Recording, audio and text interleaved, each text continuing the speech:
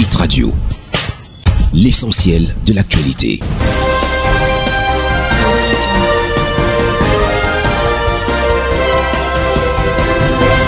Ghislain Cougo. Bienvenue au bulletin d'information. Fête de l'unité. Paul Biya félicite les militants du SDF et du MRC pour leur sens civique. C'est la substance d'un message que le chef de l'État a adressé au président des dites formations politiques après la célébration de la 46e fête nationale du Cameroun. Seulement, les félicitations du président Paul Biya interviennent dans un contexte où les passages du SDF et du MRC ont suscité de vives réactions dans l'opinion publique. Les militants de ces partis ont en effet manifesté leur mécontentement lors de leur passage devant le chef de l'État en mettant leurs mains sur la tête en signe de protestation. Ceux du SDF particulièrement sont allés jusqu'à enlever leurs vêtements devant Paul Biya pour terminer la marche torse nu à l'occasion de cette 46e édition. Pas de pénurie de sucre pendant le Ramadan, c'est ce qu'a indiqué le ministre du Commerce Luc Magouar Mbarga Tangana au terme d'une tournée effectuée mardi dernier. Le ministre du Commerce a souligné qu'en cas de besoin, un stock de 52 000 tonnes de sucre est disponible dans les entrepôts de la Société sucrière du Cameroun Sosucam pour satisfaire la demande nationale pendant les 3 prochains mois. Après une descente sur le terrain dans les entrepôts de l'entreprise à Banjok et à Koting,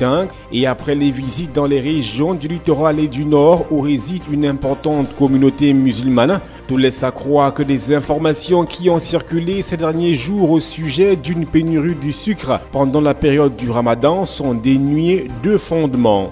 Développement urbain, la communauté urbaine de Douala vient de proroger la période de souscription de l'opération d'appel public à l'épargne pour la constitution de la Société métropolitaine d'investissement de Douala. Les souscripteurs désireux de participer au projet ont désormais jusqu'au 5 juillet prochain pour apporter leur contribution. Le délégué du gouvernement l'a fait savoir au cours d'un point de presse donné mardi dernier, date précédemment arrêtée pour la fin des souscriptions à la CIMID. Le délégué soutient que la CUD a reçu l'aval de la Commission des marchés financiers qui a étudié le dossier introduit dans ses services avant de valider le report. Frinton justifie aussi ce délai supplémentaire d'1 mois et demi, soit 44 jours, par les nombreuses doléances reçues du public et des Camerounais de la diaspora notamment.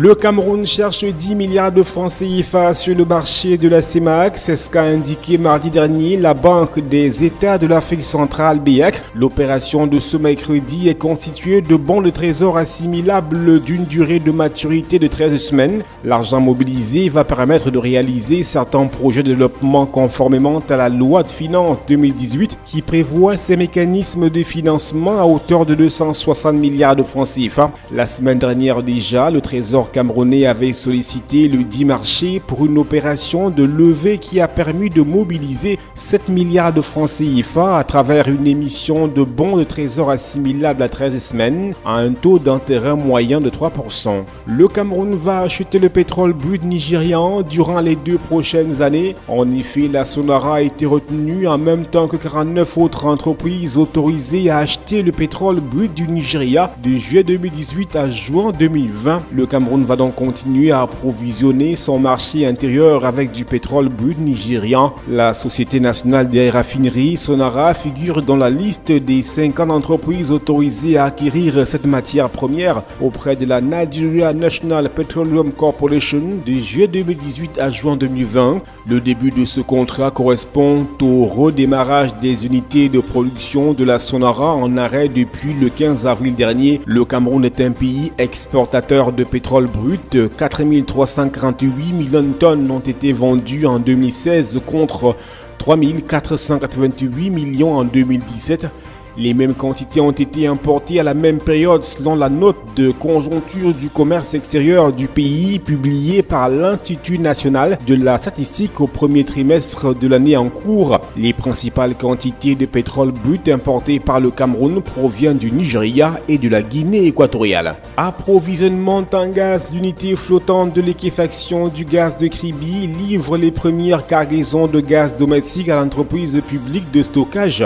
En plus du gaz naturel liquéfié, dont la première cargaison devrait être livrée dans les prochains jours à la société chinoise PetroChina, l'unité flottante de liquéfaction du gaz naturel au large de Kribi, baptisée Hilo Episeyo, produit déjà du gaz domestique. À terme, selon les projections de la Société nationale des hydrocarbures et de Perenco qui pilote le projet de liquéfaction du gaz naturel au large de Kribi, cette unité flottante officiellement entrée en activité en mars 2018 va permettre de produire 30 000 tonnes de gaz domestique chaque année. Pour rappel, la Caisse de stabilisation des prix des hydrocarbures a officiellement importé au cours de 2017 pour 22 milliards de francs CFA de gaz domestique, afin de garantir l'approvisionnement du marché local dont la demande croît assez rapidement.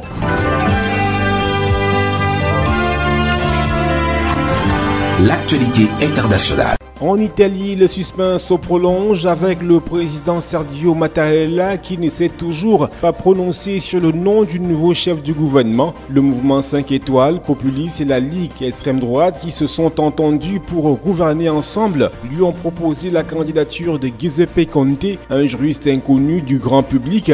Le président Mattarella hésite visiblement. Il aurait des doutes sur l'autonomie de Giuseppe Conte vis-à-vis du mouvement 5 étoiles et de la Ligue. Avant même d'avoir été nommé, l'homme pressenti pour diriger le gouvernement de coalition des 5 étoiles et de la Ligue est grillé. L'élégant juriste a poussé trop loin la coquetterie. Le cas douteux de Giuseppe Conte fait la une de tous les journaux. Le professeur de droit se targuait d'être passé par les plus brillantes universités européennes. Malheureusement, à New York, à la Sorbonne, à Vienne, à Cambridge, on ne trouve aucune trace de son passage. Conte prétend avoir été avocat associé dans un prestigieux cabinet où il n'était qu'un collaborateur de passage. Brésil, le président Michel Temer a annoncé mardi dernier avoir renoncé à briguer sa réélection lors de la présidentielle des 7 et 28 octobre prochains et qu'il soutiendrait son ancien ministre des Finances, Enrique Meirelles. L'annonce officielle de sa retraite a été faite lors d'une réunion de sa formation conservatrice, le MDB. Apprécié des milieux d'affaires, Enrique Meirelles,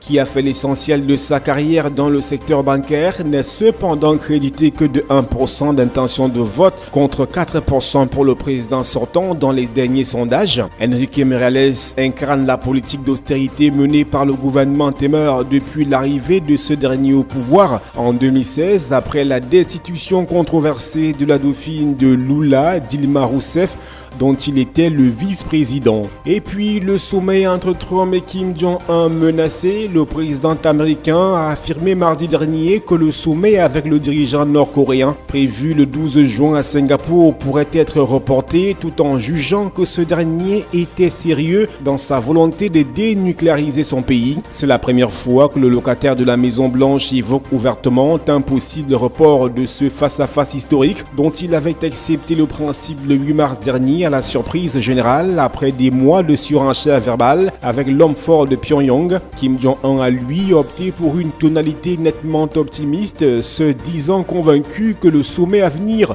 serait couronné de succès et que Donald Trump serait l'acteur central d'un tournant historique sur la péninsule. Washington exige une dénucléarisation complète, vérifiable et irréversible, mais le Nord n'a pas véritablement dévoilé son jeu et a envoyé des signaux parfois confus sur ce thème. Voilà, madame, monsieur, c'est la fin de ce bulletin d'information sur ITFM 103. Restez les nôtres. Hit Radio.